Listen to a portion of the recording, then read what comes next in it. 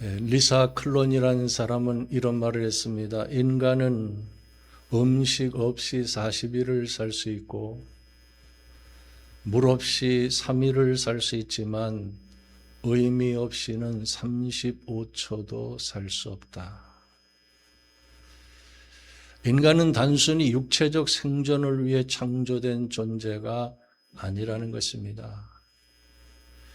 동물은 먹고 자고 번식하는 것으로 삶을 이어가지만 인간은 그 이상의 것을 추구하는 존재라는 말입니다. 그렇습니다. 우리를 움직이게 하고 버티게 하고 다시 내일을 마주하게 하는 힘은 단순히 음식이나 물과 같은 생리적 조건이 아닙니다. 그것은 바로 삶의 의미입니다. 우리 인간에게 가장 중요한 것 세 가지가 있습니다. 첫째, 나는 누구인가? 둘째, 나는 어디서 와서 어디로 가는가? 셋째, 나에게 가장 가치 있는 것은 무엇인가? 이 세 가지 중에서 한 가지라도 명확한 답을 얻지 못하면 인간은 삶의 의미는 고사하고 내적인 갈등을 겪게 됩니다. 평생 방황하는 인생으로 전락해버립니다. 세계 제2차 대전 때 나치가 헝가리에 있는 수용소에서 유대인들에게 강제로 아무 의미 없는 노동을 시키자 이상한 일이 일어나기 시작했습니다. 그저 이쪽에 있는 돌을 저쪽으로 옮기기만 하면 되는데도 정신적 고통을 호소하며 일부러 죽으려고 총을 든 군인에게로 달려들기도 했고 벽돌로 자신의 머리를 치거나 스스로 자살을 시도하는 일들이 벌어졌습니다. 이처럼 아무 의미도 없고 목적도 없는 삶은 죽음보다 괴로운 것이라고 말합니다. 안타깝게도 우리나라는 자살률 세계 1위 국가입니다. 하루에 평균 40여 명이 자살하고 있는 이유가 바로 거기에 있는 것입니다. 짐승은 의미가 없어도 살 수 있습니다. 그러나 인간은 하나님의 형상대로 창조되었기 때문에 단순히 먹고 자는 것만으로는 만족할 수가 없는 것입니다. 요즘 우리 교회에 여자 성도님들에게 전도의 불이 붙었어요. 매일 교회 나와서 기도하고 전도하는 분들이 있는가 하면 우리 교회 주변에 학교들이 많은데 주일학교 아이들을 전도하기 위해서 최선을 다해 섬기는 분들도 있습니다. 그런데 이분들에게 나타나는 한 가지 특징이 무엇인 줄 아십니까? 시간과 몸과 마음을 다 바쳐서 헌신하는데도 기쁨이 충만하다는 것입니다. 왜냐하면 전도 사역 속에서 가장 귀한 의미를 발견했기 때문입니다. 이처럼 신앙의 참된 의미를 발견하면 순교를 당하면서도 기뻐하는 것입니다. 반면에 의미를 모르면 가장 먼저 공로의식이 생깁니다. 자신이 봉사하고 헌신하는 것에 대하여 자랑하며 대접을 받으려고 합니다. 자신의 뜻대로 되지 않으면 원망하고 불평합니다.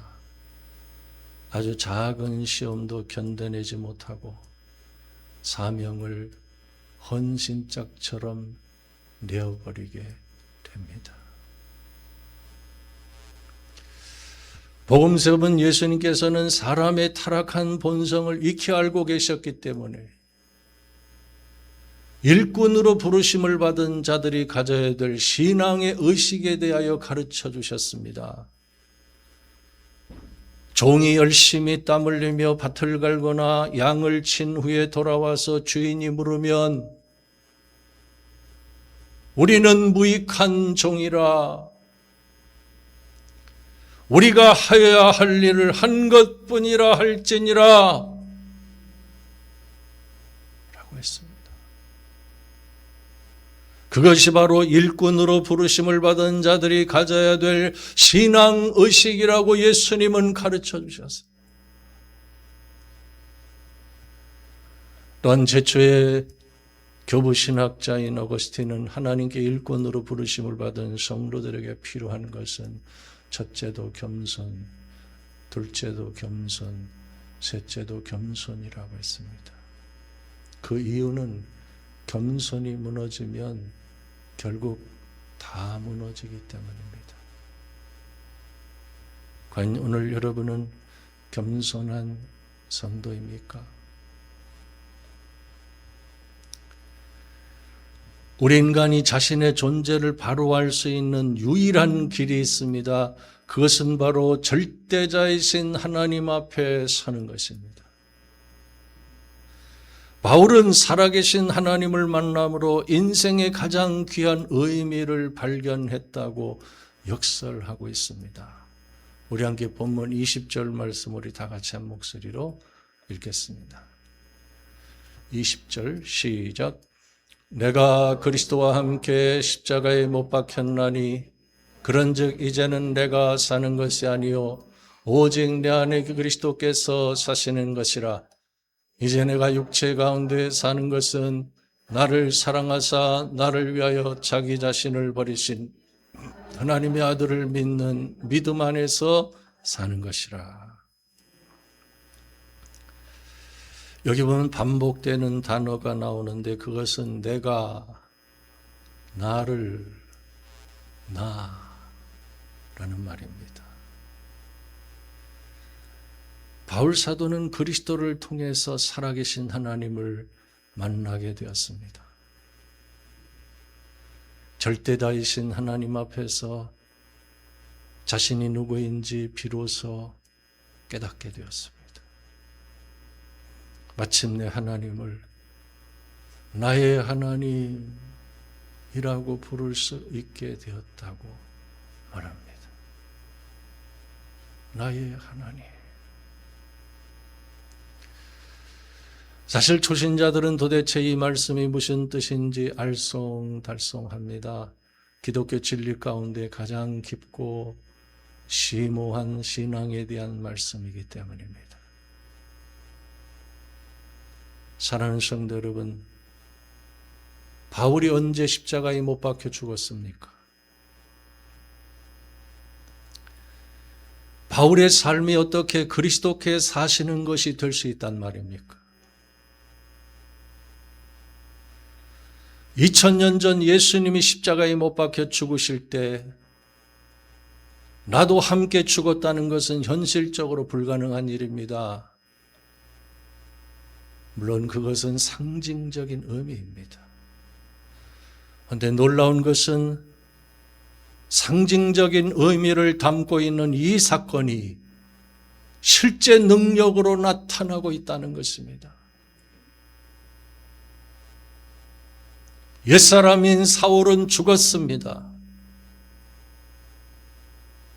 그는 이제 비방자나 박해자나 폭행자가 아닙니다. 율법으로 남을 판단하고 비판하며 정죄하는 율법주의자도 아닙니다. 위협과 살기가 등등한 죄인도 아니라는 사실 혹시 여러분 알고 있습니까? 모르십니까? 이것이 바로 십자가의 능력인 것입니다. 또한 바울은 과거에 자기 중심적인 삶을 살았습니다. 유대교에서 가장 열심히 있는 바리새인으로 인정받기 위해 예수 믿는 성도들을 붙잡아 옥에 가두고 심지어 돌로 쳐서 죽이는 일까지 자행했습니다. 과연 그 이유가 무엇입니까? 그것은 뼛속까지 자기를 위해서였습니다.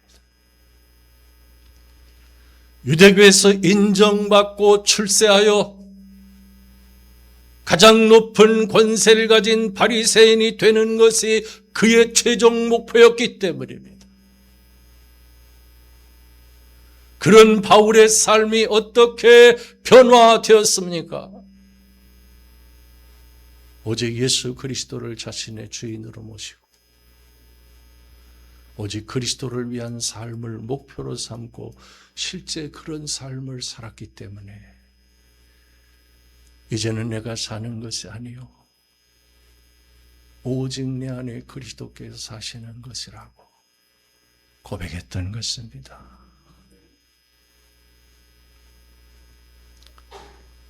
그래서 저는 목회자로서 이런 생각을 할 때가 있습니다. 과연 우리 산돌교회 성도들의 신앙과 삶에 얼마나 큰 변화가 있었는가 생각할 때마다 결론적으로 자신 있게 말할 수 있는 것이 무엇인지 아십니까? 목회자인 제가 깜짝 놀랄 만큼 정말 많이 변화되었다는 것입니다. 옛날과는 비교조차 할 수 없을 만큼 놀랍게 변화되었다는 사실입니다. 기분 나빠서 다시 한번 하겠습니다. 목회자인 제가 깜짝 놀랄 만큼 정말 많이 변화되었다는 것입니다. 옛날과는 비교조차 할 수 없을 만큼 놀랍게 변화되었다는 사실입니다. 실제로 말하는 것이 달라졌고 생각하는 것이 달라졌고 행동과 삶이 달라졌습니다. 물론 지금도 여전히 실수는 하지만 이제는 참된 신앙의 의미를 알기 때문에 이전의 신앙과는 근본적으로 달라진 것이 사실입니다. 그렇습니다. 십자가의 능력은 모든 성도들에게 나타나고 있는 것입니다. 예수 그리스도와 함께 십자가에 못 박혀 죽었고 예수 그리스도와 함께 부활하여 새로운 피조물이 된 성도들은 변화되지 않을 수가 없는 것입니다. 바울은 성령의 감동하심을 받아 이 진리를 선포하고 있는 것입니다. 그런데 한 가지, 과연 십자가의 진리를 그저 상징적이고 영적인 의미로만 해석해야 되는 것일까요? 아닙니다. 그렇지 않습니다. 사실 2000년 전 그리스도와 함께 십자가에 못 박혔다는 것은 현실적으로 불가능한 일입니다. 그것은 상징적인 의미입니다. 그러나 오늘 본문의 20절에 이제는 내가 사는 것이 아니요 오직 내 안에 그리스도께서 사시는 것이라는 말씀은 상징적인 의미가 아니라 실제입니다. 실제입니다.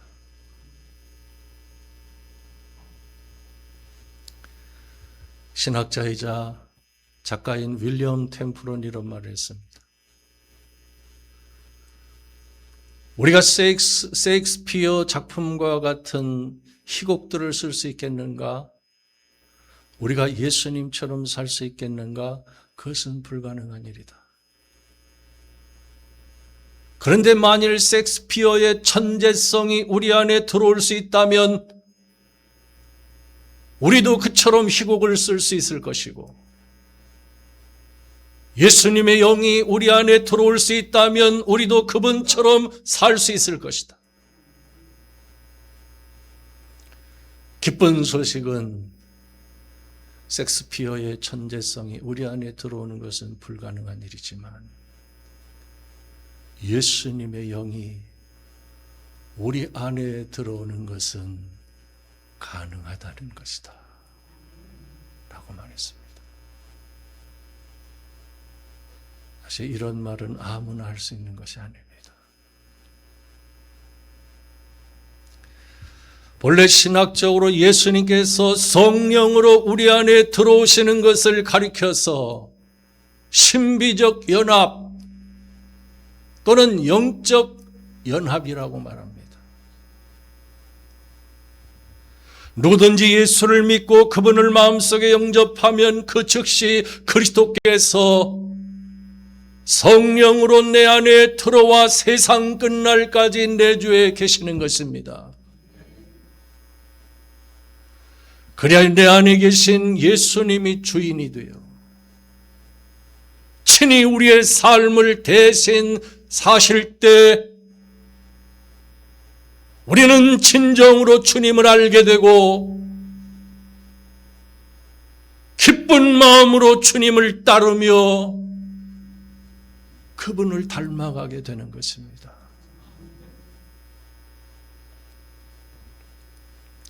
그것이 바로 복음의 비밀인 것입니다. 바울 사도는 이 복음의 비밀을 깨닫고 빌립보서 1장 21절에 이는 내게 사는 것이 그리스도시니 죽는 것도 유익함이라 하고 했어요.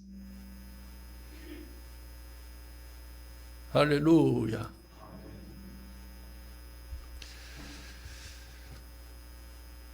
종교개혁자 마틴 루터에게 이런 일이 있었습니다. 어느 날 밤 잠을 자기 전에 창문가에 서서 하늘을 쳐다보고 그는 이렇게 말했습니다. 하나님, 하늘과 땅과 우주가 누구 것입니까? 하나님의 것입니다. 내 인생이 내 것입니까?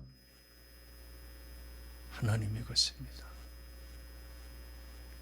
오늘 이 하룻밤이 내 것입니까? 하나님의 것입니다. 그러므로 나는 안심하고 잠을 자겠습니다. 그렇습니다. 우주가 내 것이라면 내가 걱정해야 합니다. 내 인생이 내 것이라면 내가 걱정해야 합니다. 자고 깨는 것이 내 것이라면 내가 걱정해야 합니다. 그러나 모든 것은 하나님의 것이기 때문에 우린 걱정할 필요가 없는 것입니다. 그러므로 성경엔 맡기라는 말씀이 여러 번 나옵니다. 내 길을 여호와께 맡기라. 그를 의지하면 그가 이루시리라. 내 짐을 여호와께 맡기라. 그가 너를 붙드시리라. 너희 염려를 다 주께 맡기라. 이는 그가 너희를 돌보심이라. 너희 행사를 여호와께 맡기라. 그리하면 내가 경영하는 것이 이루어지리라. 다만 우리가 할 일이 있다면 그것이 무엇일까요? 하나님께 맡겨드린 일을 나에게 이루어 주시기를 위해 기도하는 것입니다. 에스겔서 36장에 보면 하나님께서 이미 이루어 주시기로 작정하신 일임에도 불구하고 그래도 이스라엘 족속이 이같이 자기들에게 이루어 주기를 내게 구하여야 할지라 하고 있어요.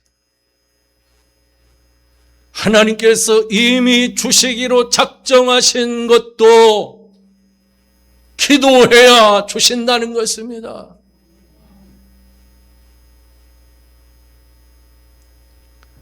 기도해야 주신다는 것입니다.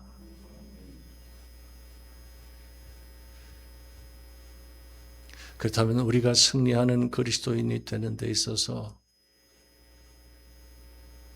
가장 큰 방해 요소가 무엇일까요? 바울 사도는 자기 자신이라고 여겼습니다. 그러므로 고린도전서 15장 31절은 나는 날마다 죽노라 라고 말했습니다. 그렇습니다. 내가 죽어야만 내 안에 그리스도께서 사시는 것입니다. 옛사람인 내가 죽지 않기 때문에 내 안에 계신 예수님이 대신 사실 수가 없는 것입니다. 그러므로 우리는 내가 그리스도와 함께 십자가에 못 박혀 죽었다는 말씀을 알고 믿어야 하는 것입니다.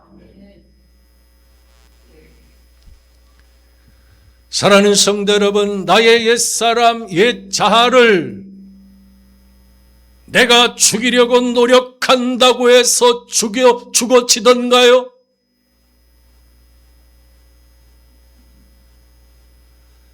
작심삼일이라는 말이 괜히 생긴 것이 아닙니다. 아무리 마음을 다잡으며 다짐을 하고 이를 악물고 결심해봐도 똑같은 상황이 주어지면 여지없이 옛 자아가 살아납니다. 마치 모래성을 쌓는 것 같이 느껴집니다. 평소에 참고 견디며 수양을 잘 쌓다가 어느 순간 갑자기 한꺼번에 와르르 무너져 버립니다. 아무리 안 그런 척 시치미를 떼고 있어도 사람은 다 거기인 것입니다.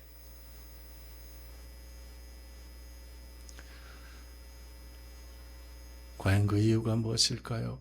우리 인간이 스스로 자기 한계와 무능력함을 깨닫고 그리스도 앞에 무릎을 꿇게 하시기 위함인 것입니다. 그러므로 우린 십자가를 바라보아야 합니다. 십자가를 바라볼 때마다 나의 옛사람, 옛자아가 그리스도와 함께 죽었다는 사실을 알고 믿음으로 선포할 수 있어야 하는 것입니다.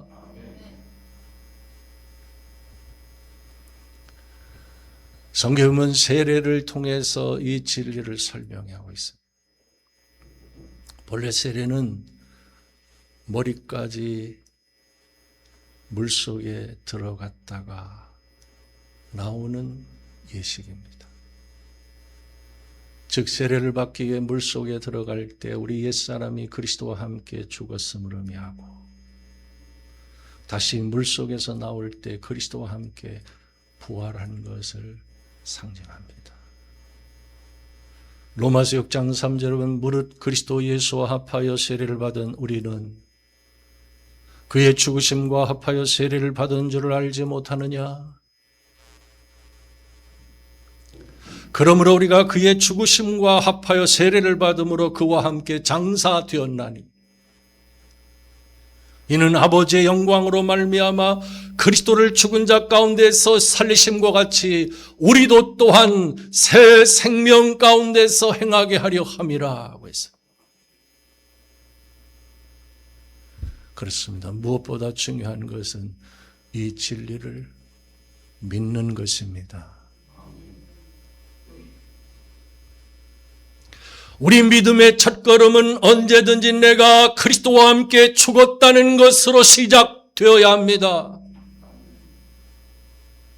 내가 죽지 않은 인간의 모든 열심은 결국 육신의 열매를 맺을 뿐이고 하나님의 영광을 가리는 결과로 나타날 수밖에 없는 것입니다. 나의 옛자아가 살아있으면 끊임없이 선을 행하는 자로 가장합니다.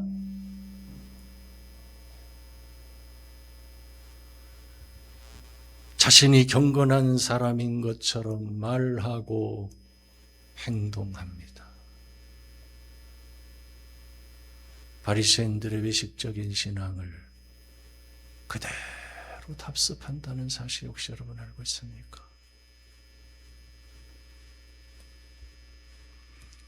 또한 겉과 속이 다릅니다. 겉으로는 믿음이 신실하고 항상 선을 행하는 의인인 것처럼 말하고 행동하지만 속에는 미움과 시기 질투, 더러운 정욕과 탐욕, 높이 쌓아올린 탑이 있습니다. 뿐만 아니라 내가 죽지 않는 열심은 언제나 나의 명예와 자랑을 위한 열심일 뿐인 것입니다.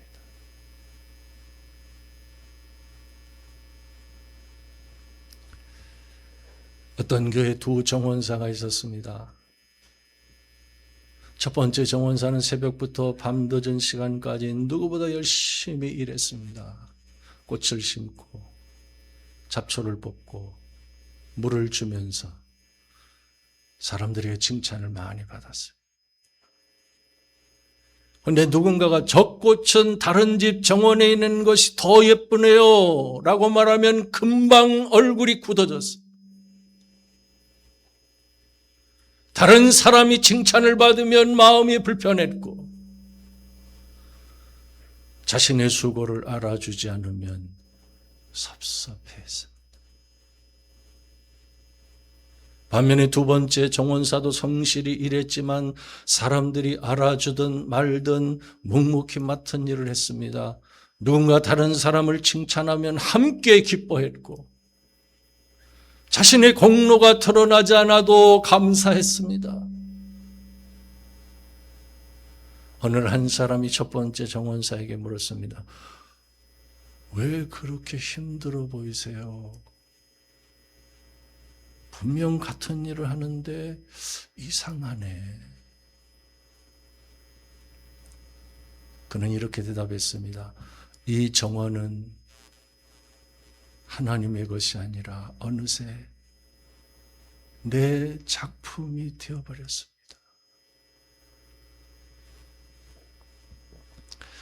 겉으로 보기에 두 사람 모두 열심이었지만 첫 번째 사람의 열심은 자기를 위한 열심이었습니다. 그래서 인정받지 못하면 상처를 받았고 늘 비교하며 경쟁하며 살았던 것입니다.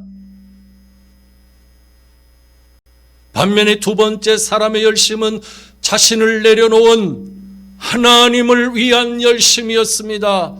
그러므로 사람들이 알아주든 말든 자유와 기쁨을 누리면서 일을 할 수가 있었던 것입니다.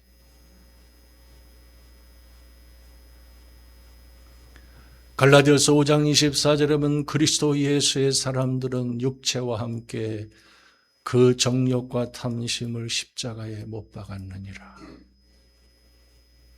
만일 우리가 성령으로 살면 또한 성령으로 행할지니 헛된 영광을 구하여 서로 노엽게 하거나 서로 투기하지 말지니라 하고 있습니다.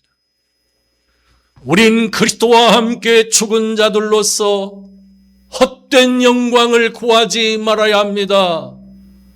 옛사람, 옛 자아를 붙잡고 살지 말아야 합니다.